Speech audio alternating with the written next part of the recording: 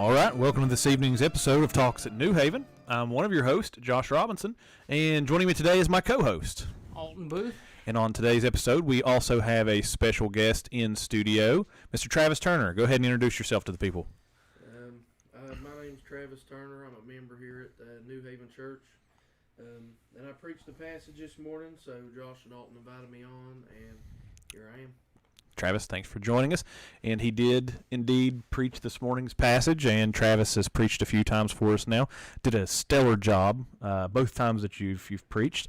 And also, some of you may recognize Travis because a while back he did. It's been 2 years now?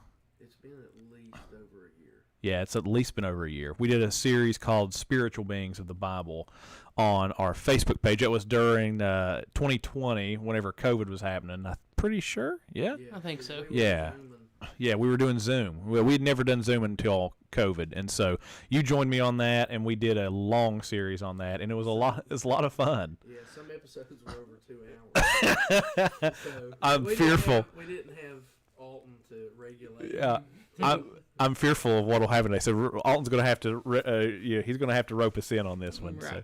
Well, if you guys are watching this live on Facebook or whatever platform that you're watching it on, feel free to give this video a like, give it a share it out with your friends, because today we're going to have an interesting conversation circling around Genesis 18, 1 through 21, and we're going to be talking about Abraham and the heavenly visitors that he comes in contact with in the passage, and getting into some more of the details of the passage. So hope you guys are excited about that. Should be good. And so I'll go ahead and read the text for us, 1 through 21 of Genesis chapter 18. And for those who are wondering, I am reading from the LEB version. That is the Lexham English Bible that is put out by Faith Life. And so the text says this: And Yahweh appeared to him by the oaks of Mamre. And he was sitting in the doorway of the tent at the heat of the day, and he lifted up his eyes and saw, and behold, 3 men were standing near him. And he saw them, and ran from the doorway to the tent to meet them. He bowed down to the ground. He said, My Lord, if I have found favor in your eyes, do not pass by your servant. Let a little water be brought, and wash your feet, and rest under the tree. And let me bring a piece of bread. Then refresh yourselves. Afterwards you can pass on, once you have passed by with your servant. Then they said, Do as you have said. Then Abraham hastened into the tent to Sarah, and he said, Quickly, make 3 seahs of flour, of fine flour, for kneading, and make bread cakes. And Abraham ran to the cattle, and he took a calf, tender and good, and he gave it to his servant, and he made haste to prepare it. Then he took curds and milk, and the calf which he prepared, and he set it before them. And he was standing by them under the tree while they ate. Verse 8. And they said to him, Where is Sarah, your wife? And he said, Here in the tent. And he said, I will certainly return to you in the spring. And look, Sarah your wife will have a son. Now Sarah was listening at the doorway of the tent, which was behind him. Now Abraham and Sarah were old, advanced in age. The way of women had ceased to be for Sarah. So Sarah laughed to herself, saying, After I am worn out and my husband is old, shall this pleasure be to me? Then Yahweh said to Abraham, What is this that Sarah laughed, saying, Is it indeed true that I will bear a child, now that I have grown old? Is anything too difficult for Yahweh? At the appointed time, I will return to you in the spring. So there's twice that's mentioned. And Sarah shall have a son. But Sarah denied it, saying, I did not laugh because she was afraid. And he said, No, but you did laugh. Then the men set out from there, and they looked down upon Sodom. And Abraham went with them to send them on their way. Then Yahweh said, Shall I conceal from Abraham what I am going to do? Abraham will surely become a great and strong nation, and all the nations of the earth will be blessed on account of him. For I have chosen him, that he will command his children and his household after him, that they will keep the way of Yahweh, to do righteousness and justice, so that Yahweh might bring upon Abraham that which he said to him. Then Yahweh said, Because the outcry of Sodom and Gomorrah is great, and because their sin is very serious, I will go down and I will see. very reminiscent of another passage that we talked about a while ago, Genesis 10. Have they not done altogether according to its cry of distress, which has come to me? If not, I will know. May God add a blessing to the reading of his word this evening. So, Alton, I don't know if you want to steer this evening's conversation, but we can go ahead and take it from the top and just work our way through this text. We'll start from the top, work our way through. We'll go verse by verse like we normally do and just see where we end up going this evening. Should be fun. So, we're going to start here in verse 1 of chapter 18. It says, "And Yahweh appeared to him by the oaks of Mamre." So, first we'll stop right there. First thing, the reason Travis wanted to preach from the LEB today was because it specifies there who it is that appeared to Abraham. Yeah. Right? It specifies that it is Yahweh. Yeah. Because we see later on in this passage, let me see, where is it? Verse 3, Abraham says, "My Lord." Yeah. But there he's not using God's personal name. Right. Right? He's using a Adonai. kind of broad term, Adonai, that means someone who is a ruler. Right. Or someone who is above me. Master. Someone in an exalted position of some sort. Right. Yeah. But here specifically, it points out that this is Yahweh that appeared to him. Yeah. And then we see that he appeared to him by the oaks of Mamre. Yep. So we've spent a lot of time in this Genesis series talking about trees. Oh, yeah. Right? Mm-hmm. We've talked about the tree of life specifically in this Genesis series, and that tree of life was in the center of the garden. I've talked about the pattern of that tree. Oh, yeah. All the way through. So anytime that you see specifically trees mentioned, Oh, yeah. a lot of times you can see Christ in that passage through that tree. Oh, yeah. Right? Because what do all of the trees ultimately point to? Yeah, they also ultimately point to Christ, who's crucified upon a tree. Exactly. They ultimately point to the cross that is made of a tree. Boy, we got to the gospel real quick in today's episode. Well, I should have just preached on the verse. We can go ahead and wrap it up, and All we right. will see you all next week. Shortest episode ever. But so we've seen that a lot through Genesis, and we've talked about that a lot with the different trees and that kind of thing. Now finishing up this verse, it says, "And he was sitting in the doorway of the tent at the heat of the day. And he lifted up his eyes and saw, behold, 3 men were standing near him." So that's interesting, right? Yep. So Yahweh appeared to him, but he saw 3 men. Right? So how do we make those two work together? One God appeared, but he sees 3 men. You know what? I'm going to let the man who preached this passage this morning, I'm going to let him take a stab at that. Well, it certainly muddies the thought process when you're reading it and you see that it is Yahweh who appears to him, but then it says that there were 3 men. Right. Who is what he saw. And just kind of going back to what I said this morning, I feel like the reason that is the narrator, who is Moses, who wrote this book, knows who is here in this passage. And he's letting us know who it is in the beginning by letting us know it's Yahweh.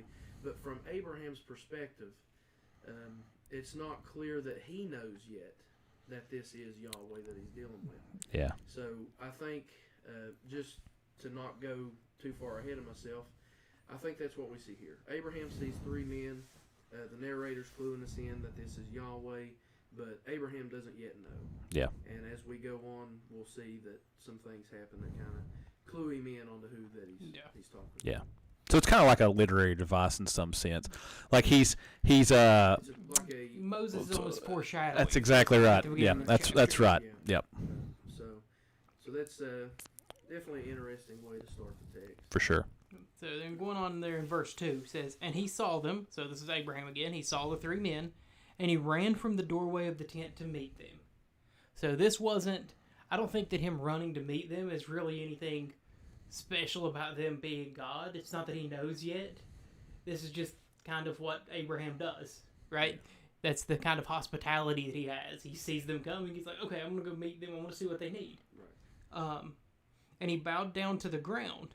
Now that's where it gets a little bit trickier. Yeah. So if this is 3 random men coming to him, why is he bowing down? Well, I think at this point, he sees these men, and considering that one of them's Yahweh, they were probably well dressed. You Right. know, they looked like somebody of nobility, perhaps a king's messengers or some sort of wise men. You know, carrying a message from one place to another. Right. We just saw a Christophany a couple chapters before this Yeah. in Melchizedek, who was obviously dressed like a great king. Yeah. So it would make sense that Yahweh would be dressed in a similar manner here. Abraham does the same thing to Melchizedek that he does Exactly. to these three men here, or at least to one of the three men. Same posture. So he bowed down on the ground, and he said, "My Lord, if I have found favor in your eyes, do not pass by your servant." So, if I've done nothing to upset you, don't just keep moving. Stop here for a moment. Yeah. Let a little water be brought, and wash your feet, and rest under the tree. So we see the tree here again, Yeah. inviting him to come rest in the shadow of the tree, where it's a little cooler, it's a little more comfortable. Yeah. Also inviting him to wash his feet, which is fairly common in this time. You're walking in a hot desert, you're walking on hot sand all the time. Yeah. Your feet are in rough shape. Yep. Then verse 5, he says, Things get interesting here. verse 5 he says, "And let me bring a piece of bread. Then refresh yourselves. Afterward you can pass on once you have passed by with your servant." So then they, the three men, said, "Do so as you have said." So he's wanting to bring out bread to share with them. Yeah. Okay, we come back up to Melchizedek again, right? Yeah. Right. What did Abraham share with Melchizedek on the battlefield? Bread and wine. Exactly. So he shared bread and wine then. Yep. Now he's sharing bread with Yahweh here. Yep. He's almost hit all three members of the That's- Trinity at this point with bread and wine. that's, some would argue that he's doing so in this passage. That's possible. So interesting. He goes on, and was you in verse 5 or Just 6? finish verse 5. Yeah. So Abraham hurried into the tent to Sarah and said, "Hurry, prepare 3 seahs of fine flour, knead it, and make bread cakes." So he goes to his wife, Sarah, who's in the tent that's away from the tree, right? He's like, "Hey, let's make these bread cakes, right? We've got some visitors," which you talked about this morning, which is common in the ancient world, right? Yeah. It's an easy thing to prepare, and it's in abundance. You can make some bread cake, give it to these visitors. While they're waiting on it, they can wash their feet and rest for a while. You can send them the bread with their bread, and they're on their way. Yeah. It's a standard cultural practice. And it looks like here that Abraham was a Baptist. That's his first instinct is, hey, Food. let's make these guys some biscuits. Right. We can Drink and we be can merry. get from that he's probably a Baptist. So After all the conversations on covenant theology recently, that's a good one. right, so moving on down into verse Yeah. number 7. Yeah. It says, "And Abraham ran to the cattle and took a calf, tender and good." Right, so we see here he took That's the good portion right. of the cattle. He didn't do as we've seen others, specifically Cain. That's exactly what I was about to say. Right. He didn't do as we've seen others like Cain Yeah. and take the leftover portion. Yeah. He took the good portion of what he had and he gave it to the servant and he made haste to prepare it.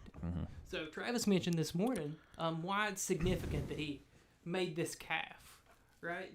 Yeah. Well, you can't. If we go out and shoot a deer, we can cut it up, butcher it, and store it away in our freezers. That's conveniently plugged into a power supply. But in the world they're living in, you can't do that. To slaughter an animal and to cook it, you're given. I mean, it's a big deal. Right. It's all got to be ate pretty well right then. Right. And even if some was to go to waste, that would only happen in an instance where you're treating someone who is of nobility or something of that sort. So it's a bigger deal than it seems when you first just read through it. Yeah. For sure. So then, verse 8, he took curds and milk and the calf which he prepared and set it before them. And he was standing by them under the tree while they ate. So they're eating at the tree in verse 8. Right. Under the tree. they are eating the bread. Yeah. Which, as we've talked about when we were talking about Melchizedek, Yeah. the bread is a sign of the new covenant. Yeah. They're eating the sign of the new covenant under the tree. Yeah, and it's also very reminiscent of a couple of things now. Obviously, it's very Eden-esque, right? Adam eating the covenant meal under the tree with God, right? Mm-hmm. God walking through the garden in the cool of the day, and then not only that, but even Noah afterwards on top of Mount Ararat. Preparing a covenant meal on top of the mountain, right?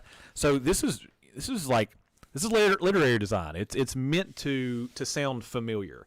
It's meant to draw these parallels. So we've seen some reminiscence of Cain. We've seen Adam. We've seen Noah a little bit here, and so Melchizedek, right?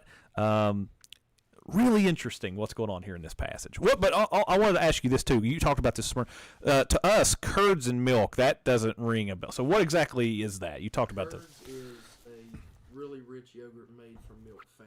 Okay. So it's but it's a special kind of treat, just in this ancient world. Gotcha. Right. So- I don't recall many other instances of reading of people being served curds and milk. No. Well, you In- have, Eating in the the Old curds and Testament. you have the ability to pasteurize and Right. put milk in the refrigerator.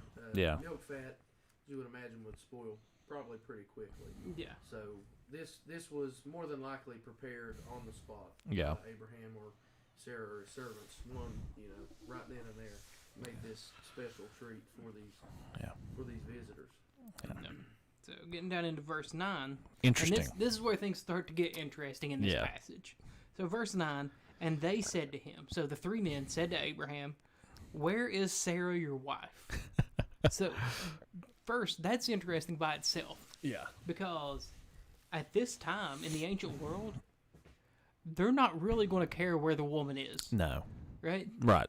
The woman is out of the way. That's where she should be. Right. We're not going to inquire about it. Right. She's not here. That's good. Yeah. Right. But that's not what happens here. You have the three men asking Abraham specifically, where is, and not just where is your wife, right? Where is Sarah, your wife? And I think this is where Abraham starts to figure out who he's talking to. Yeah, the Yeah. gears start turning. Yeah, this is where I think that they start to notice, hey, this is somebody special here. Another interesting point here too is, boy, that just seems to be out of nowhere. Yeah. It's we're having a meal. yeah, we're having a meal. Like, we're not talking about Sarah at all, and then, Hey, where's Sarah? hey, where's Sarah, your wife, at? He's like, Me? how you know my wife, Right. right? So that's interesting there. And then going on from there, where they ask where she is, Abraham answers really quick. Here in the tent. That's all he says. Here in the tent. Yeah. Okay, we don't need any more conversation. We don't need. Don't we worry. need to keep on with this topic. She's here in the tent. Yeah. That's all that matters, right? More bread? I can go get it. I can get it. Yeah, she makes some more. Right. So Ready. then we get Sandwiches? down to, and he said. So they've said repeatedly here, talking about the men, they, right? We see a shift in pronoun Yeah. here, He. which is interesting. Because if Abraham here is starting to figure out who this is, the shift in pronoun from they to he Yeah. may signify that he's realizing, hey, this may not be just three men, but this may be the one God. Yeah. So it says, and he said, I will certainly return to you in the spring. And look, Sarah, your wife, will have a son. So we talked about it a little bit this morning. The significance of it being the spring. And other Right. translations don't note that it's the spring. But why is that the best? Why do you think that's the best word choice there? Well, because in the Hebrew, what is actually said is not in the spring; it's actually at the time of life. So you have the time of the year. A son is promised to them at the time of the year when all of creation is coming back to life from a winter where everything is dead, just like it is here now in West Right. Virginia. There's no life. everything's cold and dead. And at the time of life in the spring, here in a couple months, things will start to sprout and be beautiful again, and life comes forth from creation. Right. And we see here that a point's being made to say that, hey, at the time of life, you will bear a son. You know, Isaac will be born at the same time that all of creation Comes is alive. Coming to life. That's really interesting. Yeah. So we'll touch a little bit more on the in the spring and the time of life Yeah. in just a little bit. So he said, look, Sarah, your wife, will have a son. So how many times now have we seen God repeat this same promise to Abraham? Gosh, at least 4 times or something like that now. We've seen multiple times now God Yeah. repeating this same exact promise to Abraham. And we've seen every time that he's given that promise, Abraham has said, okay, sounds great. And then he doubts, Yeah. right? Or he tries to do it, He even manufacture it.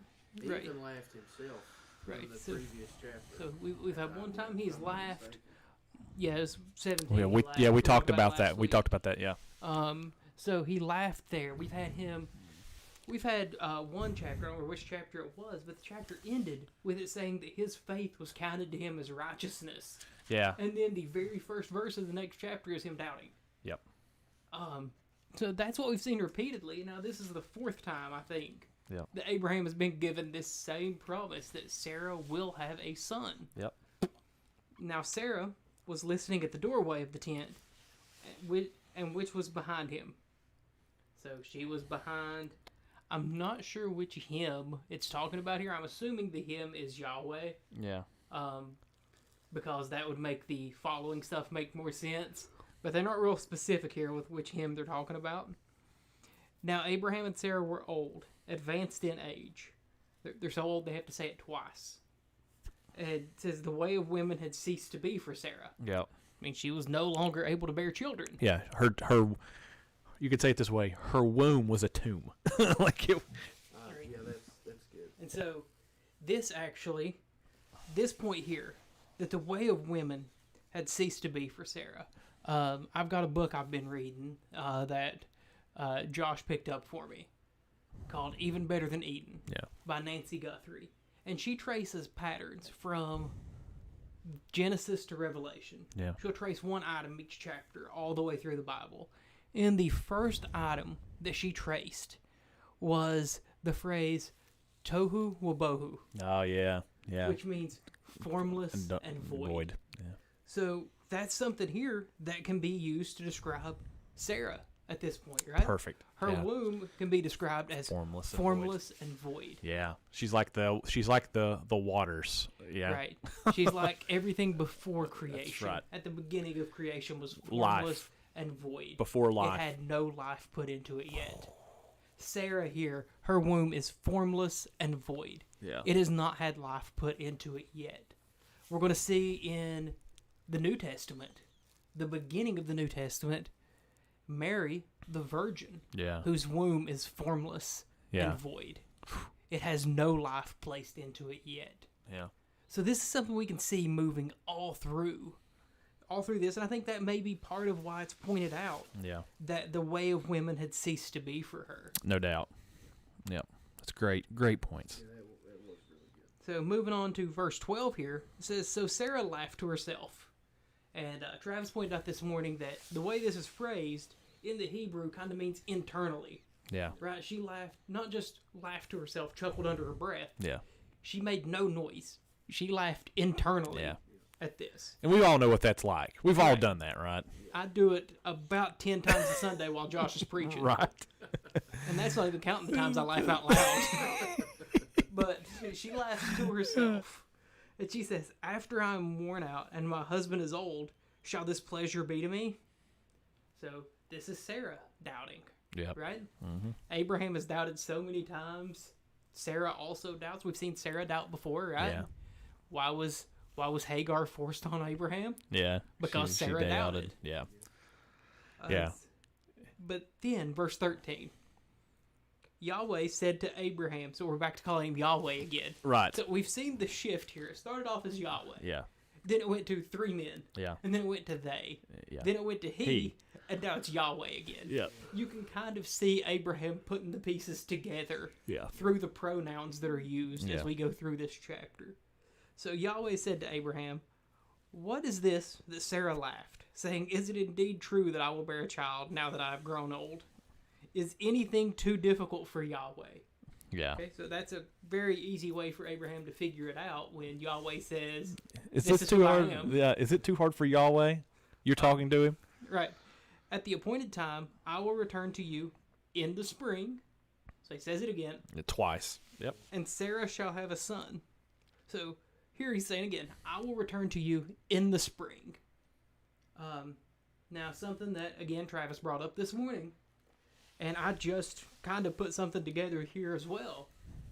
This is God saying, "I will return in the spring." When else do we see God saying, "I will return in the spring"? Yeah. Yeah, you see that later on. Well, Travis, you preach. I'm not going to steal your thunder today, pal. You're fine. You go ahead. Well, you see it in his resurrection. Right. We mentioned this morning. What time of the year was it when we celebrate Easter? Yeah, during the spring. During the time of life. When all of creation is coming back to life from the cold, dead winter. We see Sarah has this cold, dead womb that was a tomb. Yeah. And God promises at the time of life, Isaac will be born. Well, then you have our Savior who dies on the cross. Mm-hmm. The death of a man is buried, and in the Put in a cold, tomb. dead tomb, Yep. a place where life is no more. Yeah, it's And tohu wabohu. Right. Yeah, It- it's formless and void. It's There's Exactly. no hope. Once you enter the tomb, there's no hope. And yet, here at the time of life, in this garden, he comes forth from the tomb, Yeah. and life is born out of the formless void again Right. at the time of life. At the time of life. And just as God promised here, "I will return to you in the spring," Yeah. Jesus promised to them, "I will return to you in the spring." Yep. Right? Yep. "Tear down this temple and I will And raise rebuild it it up in 3 days. Right. He says the same thing, "I will return to you in the spring." Yeah. So then getting down into verse 15, we see Sarah denying it. Right? She denies that she laughed. She said, "I did not laugh," because she was afraid. Yeah, right. And then I would be as well. God says, "No, but you did laugh." Talk Like, about a clapback. like he Yeah. doesn't. No, but you did laugh. Like he didn't give her any kind of room to say, "No, that wasn't me." Yeah. Uh, I just realized something too. Back point. okay. So you've got this tohu wabohu in the tomb in Jesus. Where is it that he goes while he's in the tomb? Right. Into- Beneath the earth, Right. into the realm of the dead. Right. So that corresponds perfectly with the waters and beneath the waters. Mhm. That's Yeah. interesting. Anyway, just trying to Into that- thinking through. It went into that three-tier. That's right, three-tiered heaven cosmos. above, That's exactly right. earth beneath, and the waters Gosh, below. if you start at the beginning of this thing and you catch on to the patterns as you're reading through this, there are so many things here. Yeah. So, So we see here Sarah lying to God. This is the second woman we've seen in Scripture lie to God. The other one that didn't end it didn't go Yeah. So well. we had Eve earlier, right? that's right. When God said, "What is this thing you have done?" Eating at a tree. Right. Exactly. Says, "What is this thing you have done?" Yeah. And she starts shifting blame. Yep. Like, well, the snake kind of, he tricked me, Yep. right? So we see that pattern following through right here. And so, You also see that in Acts when Yeah. they lie about the Yeah. money. Yeah. You know? So you have that, and she's punished with death for that too. Yeah. right. Well, she lies to Peter, but to the Holy Yeah, Spirit. but he says you've lied not to me, but But to to God. God. Yeah. Yep. So now getting into verse 16, and it kind of takes a shift here, Yep. right? So then the men set out from there, and they looked down upon Sodom. So we've learned previously that's where Lot is. Yep. Right? He's not in Sodom, but he is close to Sodom. Right. And Abraham went with them to send them on their way. So they're leaving. Abraham's kind of escorting them to the door, as any good host will do. Right? They leave, you escort them to the door, you see them out. And then Yahweh said, "Shall I conceal from Abraham what I'm going to do?" So Yahweh has a plan. Right? The entire purpose of his visit wasn't just to see Abraham. Right? Right. He's down in this area for another reason. So Abraham will surely become a great and strong nation, and all the nations of the earth will be blessed on account of him. For I have chosen him, that he will command his children and his household after him, that they will keep the way of Yahweh, to do righteousness and justice, so that Yahweh may bring upon Abraham that which he said to him. So, I'm going to go ahead and say, this structure of this paragraph doesn't make a lot of sense at first reading. Yeah, right. You have, "Shall I hide from Abraham what I'm going to do?" Right. And then he moves on and says, Abraham's going to become a great nation. Right. There's going to be a lot of descendants. They're going to be my people because Abraham's going to teach them. They're going to follow my commands. Yep. So, how does that fit together? Yeah. I think that there's a deep structure going on here in 16 through 21. So that's a literary unit. Mm-hmm. And here's what I think that's going on here, and I think this is the reason why the nations are mentioned. And you, Travis, you can chime in on this, and Alton, you can chime in after, because there's probably some more reasons too. But I think that this is a parallel to Babylon in Genesis chapter 11. So notice here in the passage that Yahweh is going to, "I will go down now," in verse 21, and see whether they have done entirely according to its outcry. So this language of descending down the mountain and going down to see what the sons of men have done, right? And that same language is used in Genesis chapter 11. So God goes down where? To see the nations, right? He says, "Come, let us go down," and confuse their languages, right? And that corresponds back to Genesis chapter 10, when you have what comes from Noah, the nations, right? His three sons. And what happens to the nations? They're plunged in darkness. I'm not going to talk about giants today. You're getting there. I go ahead and stop myself now. But so it's basically it's kind of a replaying of that. It's a recapitulation, I think, of some sorts. So he's going to go down once again, right, and see what the sons of men have done. But rather than the nations going astray, God is going to create a special nation through Abraham that is going to be an elect people from himself who will bring forth his chosen seed.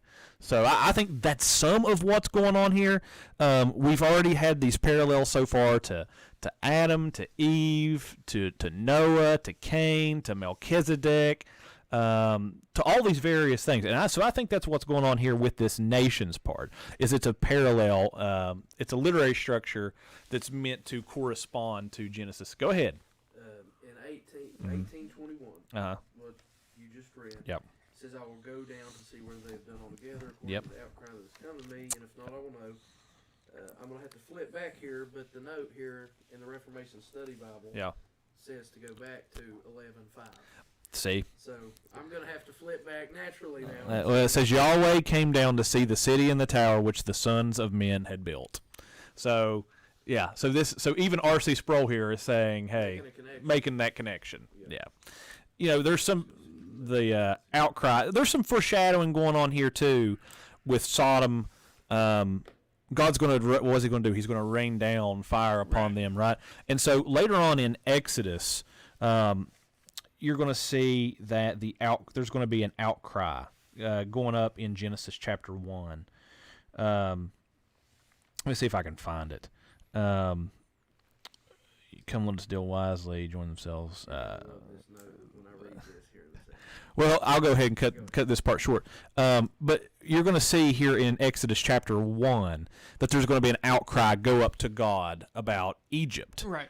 And what's God going to do? He's going to visit plagues on Egypt, very similar that he does in Sodom and Gomorrah. So you've got some pointing backwards. Then you also have some foreshadowing of what's going to come later on too, I think. Right. So I just want to go back to the the note that's in this study Bible, which I hadn't read, for chapter 11, verse 5, which is in 1821, Yeah. is where it's saying refer back to Right. this note. It says, divine investigation prior to judgment is frequently depicted in Genesis 3:11 through 13, 4:9, Yep. God comes down in the cool of the day. 10, Yep. and 18, verse 21. Rather than conflict with the doctrine of divine omniscience, this anthropomorphic description of God's activity serves to emphasize that divine judgment is always according to truth. The Mesopotamian ziggurat towers were built as descending stairways for the gods to travel, but God comes down in judgment on this tower of human pride. It's good. Yep. Yeah. God's going to do the same thing to Sodom and Gomorrah now. So another thing, while you all were looking through the notes there, comparing this back to Bible, Yeah. I looked through it, and there's kind of a chiasm in this passage from 16 to 21. Yeah. So verse 16, we see the men set out, right? The men are going out, and they're going down to Sodom. Yeah. Okay, that lines up with verse 21, where Yeah. God says, I will Now go down and I will see. Yeah. Right? Verses 17 and 18, we're talking about how Abraham will become a great and strong nation. Right? Verse 20, what does he say about Sodom? Yeah. That their sin is very serious. Yeah. Right? So the central part of this chiasm Yeah. is verse number 19. That's right. For I have chosen him. Yeah. The election of Abraham. Right. That is the significant point of this passage. Yep. That God has chosen Abraham. Yep. And that he may command his children and his household after him to keep the way of the Lord by doing righteousness and justice, so that the Lord may bring to Abraham what he has promised him. And I like this note here as well. It says, the Lord's promise of a miraculous offspring anticipates that Abraham will become a great and powerful nation to bless the earth. Beginning with its father, Abraham, such a nation must learn justice. The Lord demonstrates his justice to Abraham in the judgment upon the wicked cities of Sodom and Gomorrah. God investigates the accusations thoroughly, and he promises to spare the city, even if he can find only 10 righteous people there. So not only has he chosen him, but he's also given him sort of a lesson in justice. Yeah. And that this is something he's going to have to teach, because at this point, what's his idea of justice? You know, he's come out of a pagan nation. Out of Ur. He's been given grace upon grace. Right. You know, surely he knows of Noah and that. Sure. God's given him a first-hand look at divine justice against sin, so he can say teach his children, and it pass on down the line, the covenant family. That's right. That this is serious. Yeah. The commands that I've given, the grace that I give you is great. Yeah. But shall you depart He needs from those things? He needs to be the opposite of Noah. He needs to be a new Noah. God makes a covenant with Noah. He should pass along the covenant to his sons, and then their sons, and their sons. And apparently they don't. Right. But he's kept telling Abraham here, you need to pass on the way of Yahweh, is what it says in the LSB. I'm not sure how the LEB and the ESV translate it. But basically, the covenant. You need to pass down the covenant and the way that's done to your household. Right. So. And the central point, like you mentioned, Right. I'm glad you caught that, because it says, for I have chosen him, and that he will command his children and his household after him. They will keep the way of Yahweh to do righteousness and justice, Yeah. so that Yahweh may bring upon Abraham that which he has said. Yeah. So, I mean, that's on point. Right. Yep. That's exactly God's kind of asking here, hey, should we go ahead and tell Abraham what we're doing? Yeah. Because he needs to know how to do righteousness and justice. Yeah. And that's what I'm going to show him when I go down to Sodom, is how to properly do righteousness and justice. Yeah. It's good. Really good. So that takes us to the end of the chapter. Next week, we're going to get into Abraham interceding for Sodom and some of that conversation between Abraham and God. Yeah. But I think we've touched on it a few different times in this. Big picture, overlooking the entire passage here, where is it that we specifically see Christ in this passage? Boy, there's a lot. There's a lot. Well, I'll start us off here, and then you guys can follow suit. I think that we see it right at the beginning. Where we've got the oaks of Mamre, and we've got a meal being shared with God under that tree, right? Which is ultimately what Christ does. He gives the meal of the new covenant in Matthew 26, 26. And he says, "This is my blood of the new covenant, which is poured out for many for the forgiveness of sins." And how does he give it to them? In a meal. Right? Bread and wine, very Melchizedekian, if that's even a word. If not, somebody give me a quarter. I just trademarked that. But anyway, so that, and then Jesus is hoisted up on what? On a tree. And what comes out of his side? Blood and water, right? Which obviously are pointing to the sacraments in some mysterious, mystical way. But so that's one way that Christ is present in this text. The sharing of this covenant meal. Christ gives to us a covenant meal, which represents his broken body and his shed blood.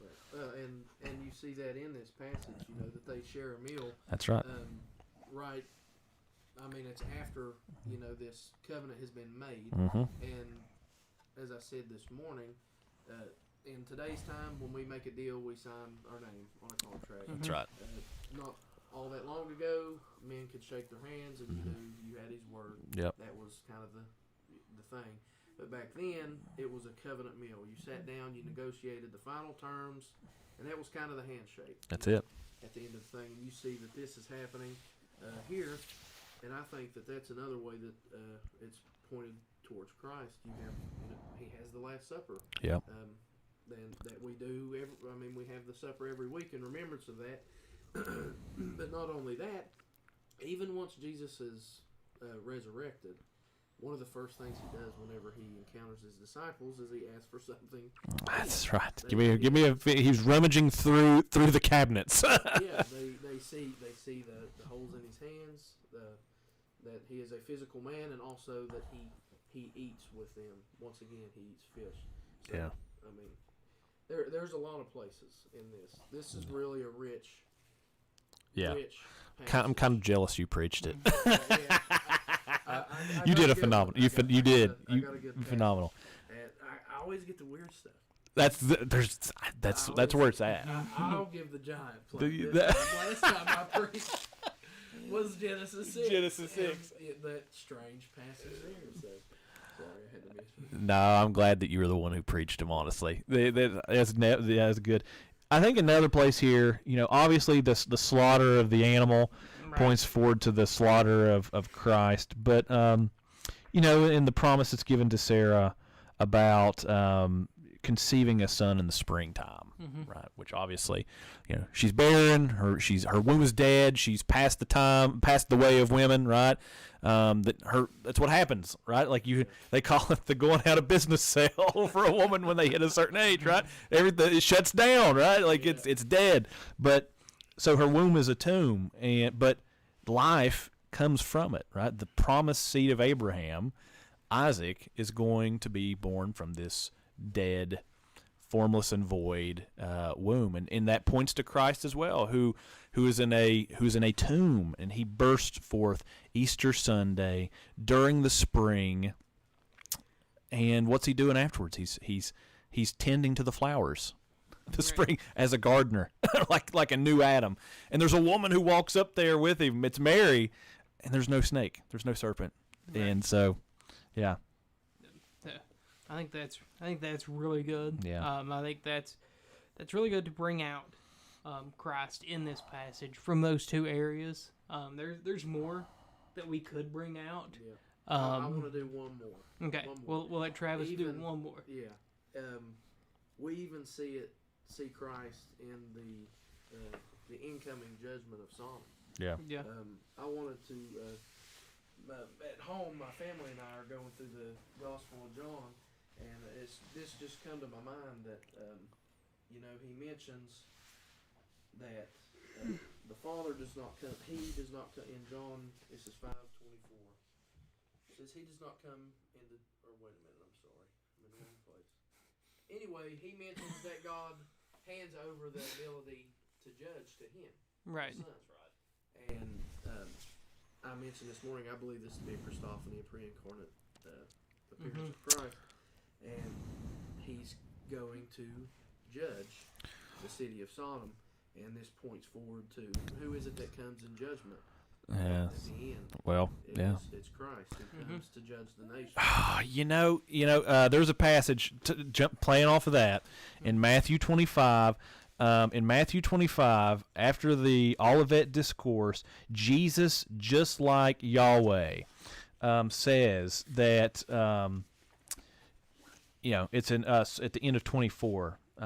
He says that it's the passage here I'm looking for it. It's I'm doing it too now, Travis.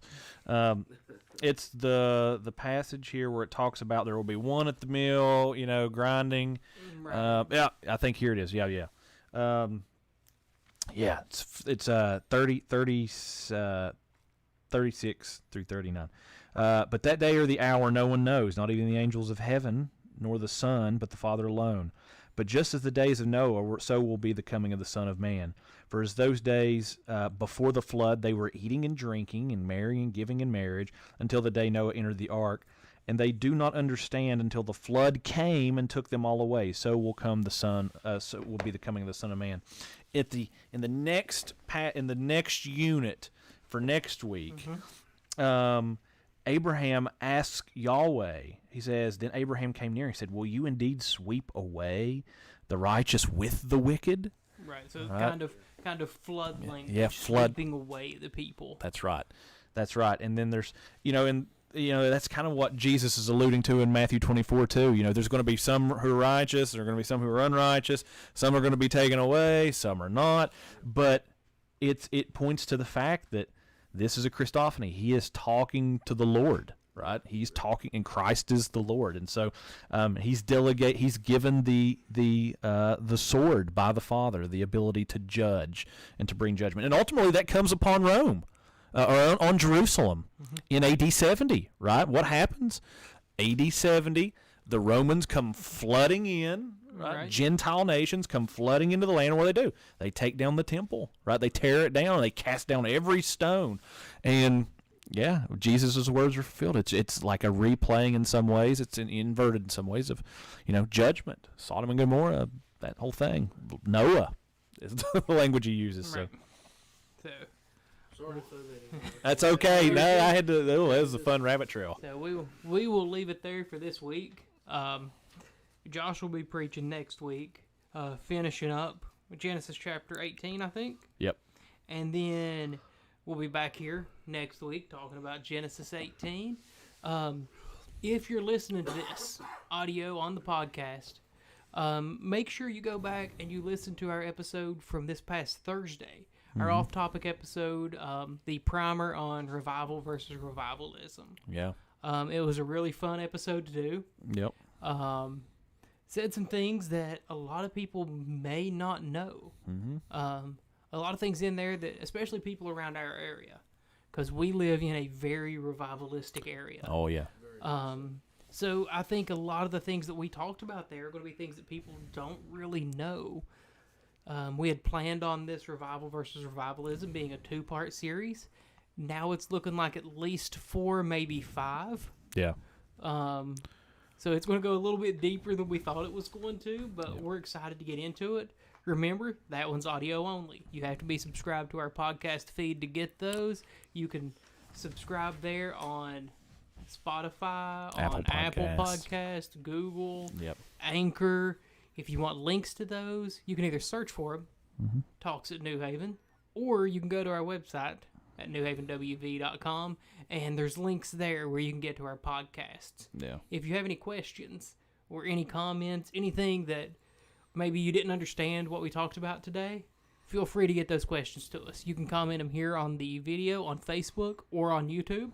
If you want to send us an email, go to our website, newhavenwv.com. Click the resources tab at the top of the page, and then click Talks at New Haven. There's a form there where you can submit an email, or you can send us questions on Instagram at Talks at New Haven. So they do listen to your requests, because I actually requested the revival episode on the off-topic. And the first episode was a lot of fun, and I've already seen where quite a few people have listened to it. It seems like a hot episode, so make sure to go check it out. Travis, we got to have you on more often, man. It was a lot of fun. I'll be more than glad. So just ask him. Well, there's a chemistry here. It's the unholy trinity. If you all want to see Travis on here more often, Yeah. let us know. Yeah. If you don't, we'll just make up excuses not to have him. We won't hurt his feelings and tell him that. I'm a simple man. I won't catch it. I'm a simple man. I won't catch So that's all that we've got for you today. We're at about 50 minutes in. Yeah. So we'll go ahead and wrap it up. I don't have anything else. Nah, I don't either. If you all are good, we will see you all next week. See you then. See y'all.